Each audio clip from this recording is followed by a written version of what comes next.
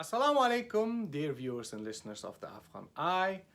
My name is Sangar Paikar, and this is a special episode of the Afghan Eye because in the last couple of weeks we have received dozens and dozens of questions from you, our audience, about current circumstances in Afghanistan because, as you're aware, the assets of the central bank in Afghanistan are frozen, which is why most Afghans do not have access to cash, and this has resulted into an economic crisis, and therefore people are literally starving right now in Afghanistan. You have asked us whether we know of any charities who are currently providing emergency help to people around the country. And you have asked us many more questions. We cannot answer all these questions ourselves, and therefore we have invited the head of Ehsas Foundation to answer your questions. Mr. Abdulfatah Jawad, who is the head of Ehsas Foundation, was so kind to answer all these questions. However, Mr. Jawad is not fluent in English, so he is being assisted by our dear brother Fazal Yar. So please watch this episode and see if your questions have been answered. If you have any more questions, let us know in the comment section. Send us an email via info@afghani.org. And by the way, if you want to get in touch with Ehsas Foundation, we will provide the link to their website and Facebook page in the description box. And last but not least, I recorded this episode while I was traveling, and therefore the audio is a little bit off, so my apologies for that. Thank you.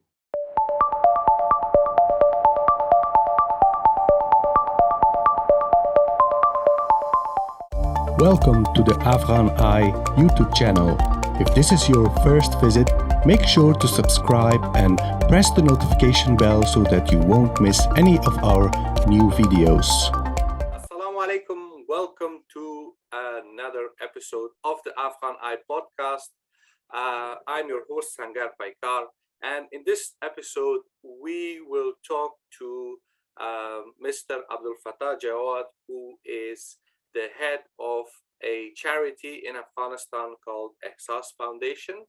So first of all, Mr. Jawad, thank you very much for accepting our invitation and being our guest. Thanks for you, all brothers and sisters. Okay.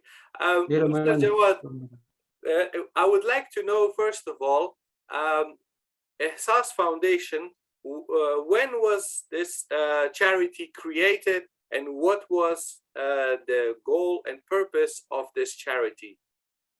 Ehsas, EWS, Ehsas Welfare and Social Service Organization was established in 2011, and its goal is to reduce poverty and to help those who are suffering from 40 years of conflict in Afghanistan, and to put an effort and to contribute in sustainable development of the people in Afghanistan. You've mentioned sustainable development,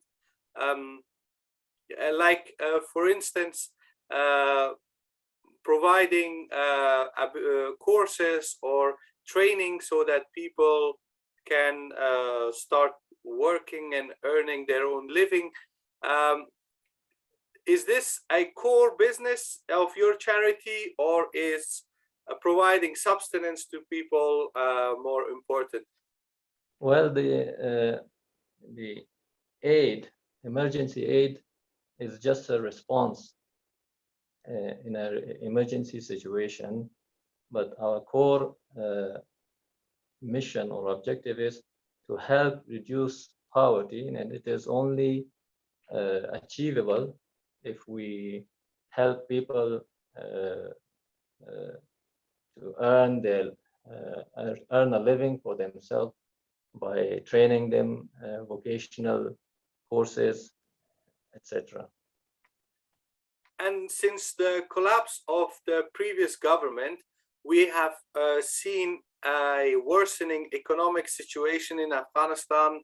The lack of access to cash is causing a lot of poverty. We heard that people cannot buy groceries, and the prices of food products, food prices are going up. Does this mean that, as you said earlier, that we are now facing an emergency for which you are now primarily focusing on providing emergency aid? Well, it is true that economic situation is worsening every day in Afghanistan. Cash is actually almost unavailable. Banks are not paying anything to people, very small amounts of people only, very small amount to people only. And that's why we are right now focusing on emergency aid to people who are suffering from this situation, especially those who were serving in the army, in the police, and public servants in the previous government, who all have been, all of them have no job now. They lost everything overnight, and their only source of income was their salary. But still, it does not affect the EWSSO's other sustainable development programs, such as the vocational trainings. They are continuing to, we continue to give them, the people, vocational trainings and educational aid. And also we are running orphanages, and etc. And in the last 10 years of your foundation's activity, in how many provinces of the country have you been active so far? Well, in our last 10 years of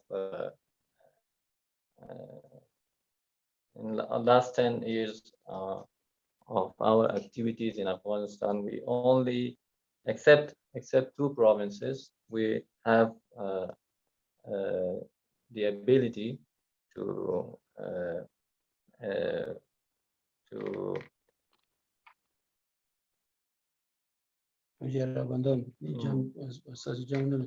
say Activity. In last 10 years, we have activity in all provinces of Afghanistan except two provinces, due to being too remote or due to a war. We could not reach those two provinces, and almost all of provinces, there are our provincial offices operating right now. We don't have any difficulty reaching any province except the two. So if you have offices in almost the entire country, obviously you will also need a lot of people working in these different offices in different parts of the country. I can imagine that that requires a large system of management and expenses. So your charity, where do you get your funds from to run such a big organization? Well, we are working based on zones in Afghanistan, and there are 7 zones we are operating in, and those zones need offices where there is need for paperwork, there is need for communication and other stuff. That's why we need workers who need to be paid. salaries, wages. But other provinces where there are our representatives, there's no need for paperwork or other things. So they are mostly volunteers, a lot of volunteers actually, and they don't ask for any payment, etc. That's why we can operate in all provinces of Afghanistan. The zones I mentioned before are the southern zone and northern zone, the central zone and northeast and northwest and southeast, like this, and we can operate in all provinces, no problem.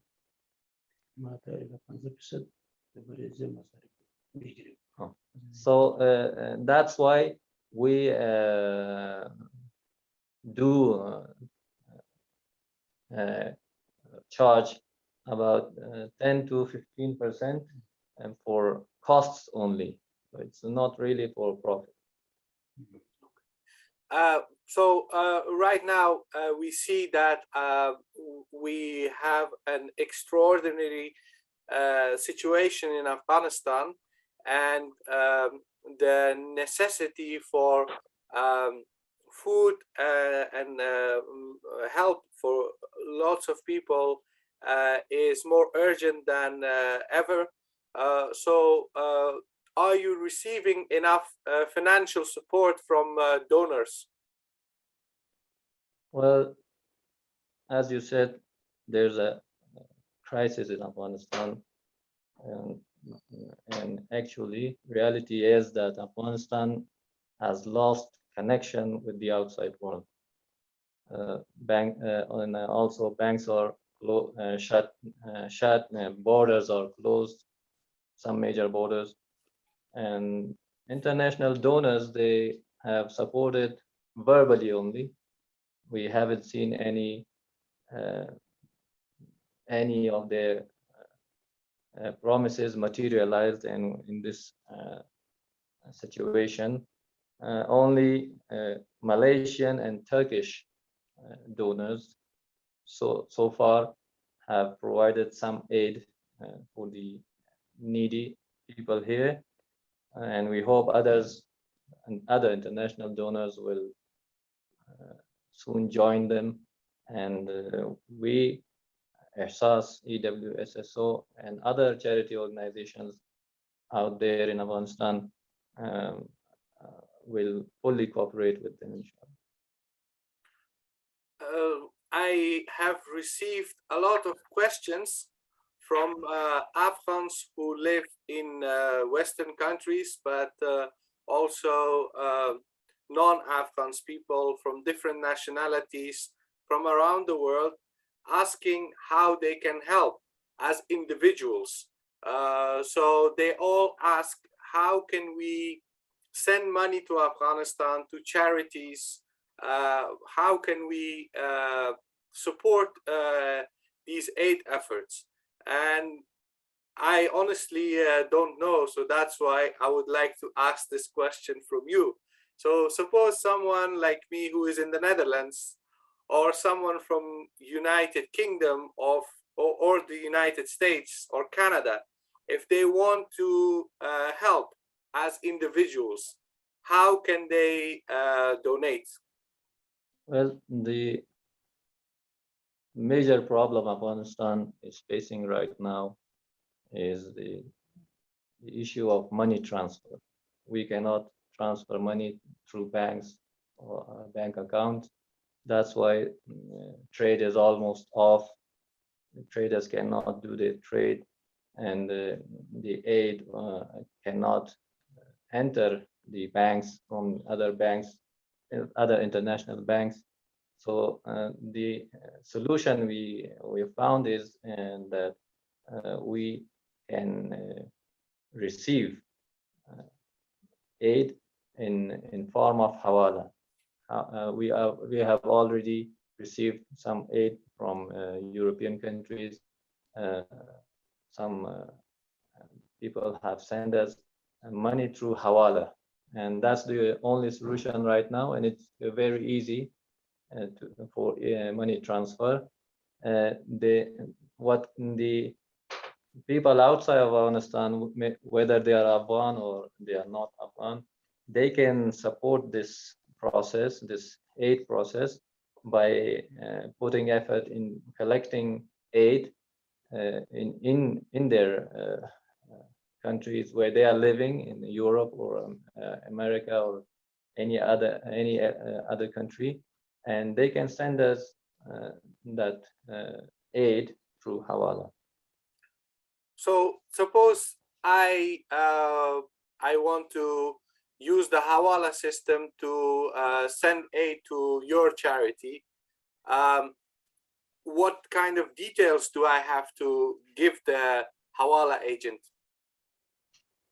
Well, hawala is a system just like Western Union money transfer or MoneyGram money transfer services, and the hawala also, just like Western Union, there's a percentage of charges they collect, which is less than Western Union and MoneyGram, much less than them, and that charge, or the money they charge, the percentage they charge could be reduced through negotiation. We can further reduce that amount.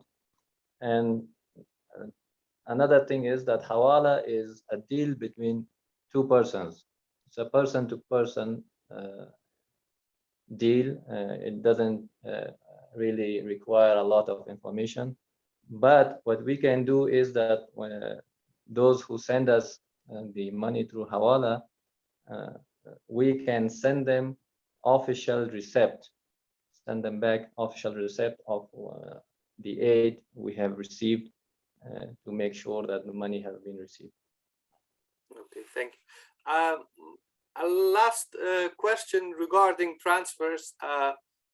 As you see, in Afghanistan, in the last 43 years of war, there has been a lot of conflict, which is why people are very distrustful towards one another. And that's why even when there is some sort of charitable work, people raise questions about where is the money coming from and where is the money being spent and who is responsible for this. So you as a charity, how do you provide accountability and transparency about the money that you receive and how it is spent, so that the donors feel confident when they want to donate? Well, it is a fact that corruption rules in Afghanistan. Corruption is everywhere, really, and due to that, trust is lost between people, and that certainly affects those who are outside the country. They too suffer from corruption. What we do, the Ehsas Trust does, is that when we try to reach needy people, we first communicate with the government authorities, the local government authorities, and we try to come to agreement with them, and we also share the survey results with them, and we can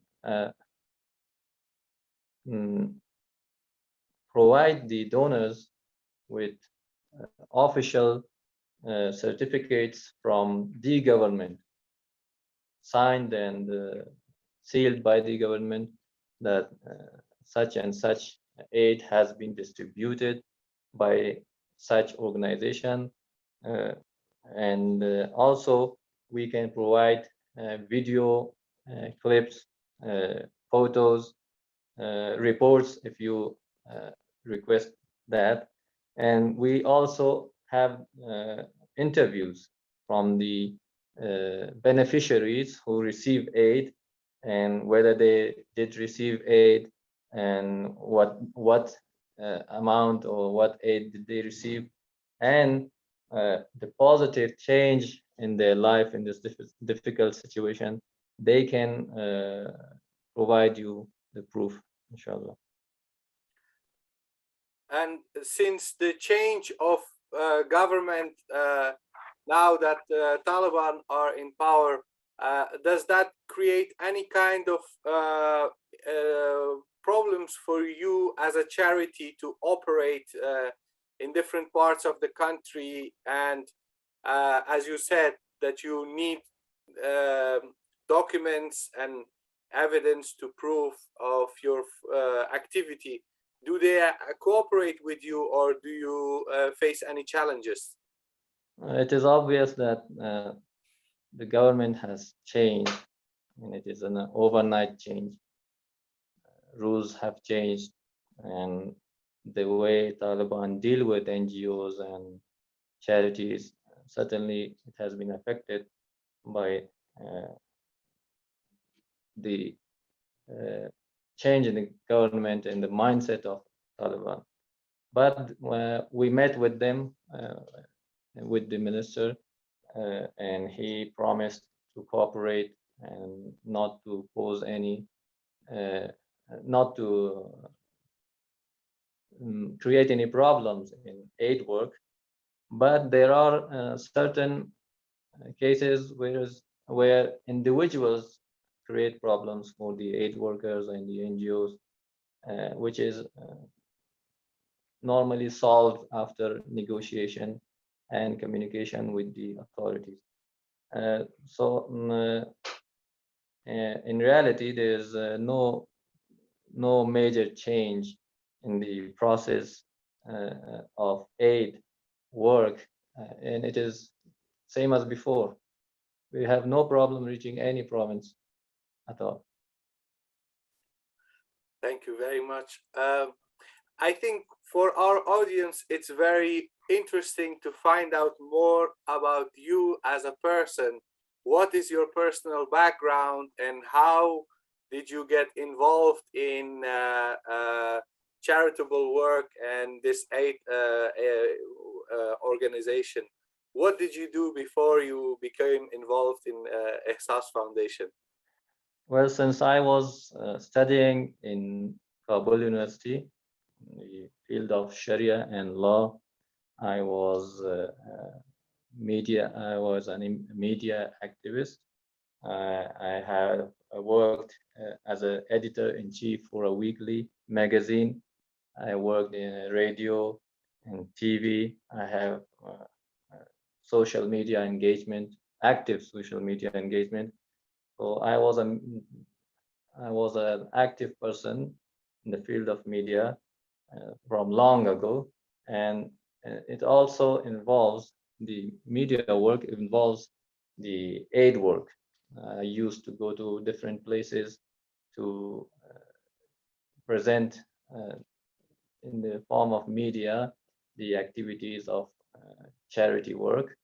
So the Ehsas, those who run Ehsas Trust, they contacted me because my profile fitted the person they were looking for, and since then I'm working in Ehsas Trust, and we have gained the trust of people through our operations, charitable operations, and we hope we can help needy people in any part of the country and reach them, hopefully, inshallah.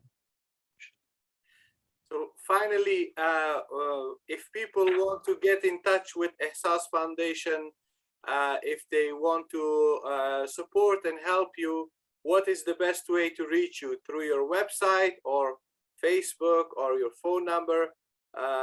Especially people who don't speak Dari and Pashto, how can they contact you? Well, we do have a website, but a website is not a medium for communication. It is for information only. So if anyone wants to know about Ehsas, they can visit our website. In order to contact with us, for those who speak Dari or Pashto, or those who don't speak, they can contact us through email, WhatsApp, through Facebook Messenger, or if they can speak Dari or Pashto or even English, they may contact us through phone also. We don't have any problem, and almost 24 hours we can engage with them, hopefully. Thank you very much. I would like to thank you for your time, and I hope that in the next coming weeks and months, we will see more charity organizations like yourself being active, and we would like to also follow up and then talk to you again after a few months and see how these very difficult times have been for you as an organization, so that maybe you can give us an update in future, inshallah. So we'll hope to talk to you soon again. Thank you.